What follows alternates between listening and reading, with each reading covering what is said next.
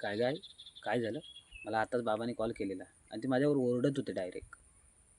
मग काय चुकी आहे ती तर सांगायची ना त्यांनी. मग डायरेक्ट ते ओरडत होते मला फोन करून. आता तिथे माझे फ्रेंड बसलेले ना. मी त्यांना आणि सांगतोय मी फ्रेंड सर्कलमध्ये आहे. तुम्हाला नंतर मी कॉल करतो. मी सांगत होतो त्यांना. तर नाही आपलं तेच खरं. ऐकून घ्यायला तयार नव्हते. एवढं काय झालं आहे माझं? एवढी काय चूक झाली आहे माझी?